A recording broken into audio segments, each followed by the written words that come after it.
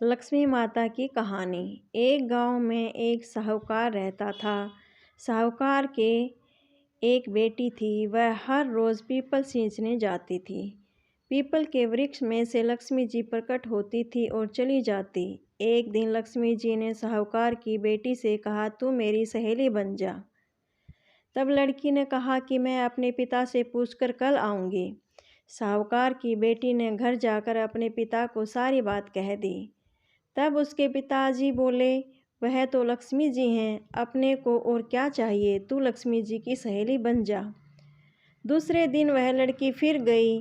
तब लक्ष्मी जी पीपल के पेड़ से निकल कर आई और कहा, सहेली बन जा। तो लड़की ने कहा, बन जाऊंगी, और दोनों सहेली बन गई।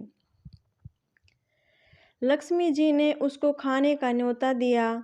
घर जाकर लड़की ने माँ बाप को कहा कि मेरी सहेली ने मुझे खाने का न्योता दिया है। तब बाप ने कहा कि सहेली के जीमने जाइयो, पर घर को संभाल कर जाना। तब वह लक्ष्मी जी के यहाँ जीमने गई तो लक्ष्मी जी ने उसे शाल दुसाला ओढ़ने के लिए दिया। रुपए दिए, सोने की चौकी, सोने की थाली में 36 प्रकार का भोजन करा दिया।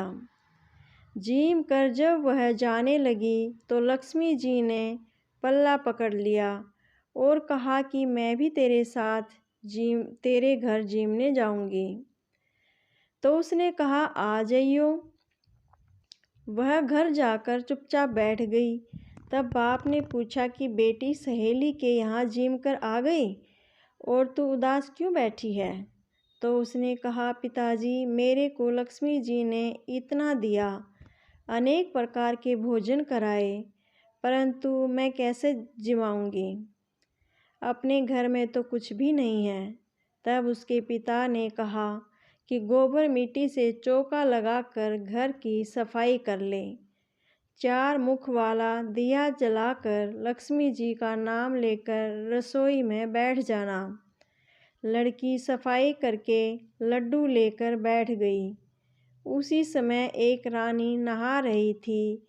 उसका 9 लक्खा हार चील उठाकर ले गई और उसके घर वह 9 लक्खा हार डाल गई और उसका लड्डू ले गई। बाद में वह हार को तोड़कर बाजार में गई और सामान लाने लगी तो सुनार ने पूछा कि क्या चाहिए?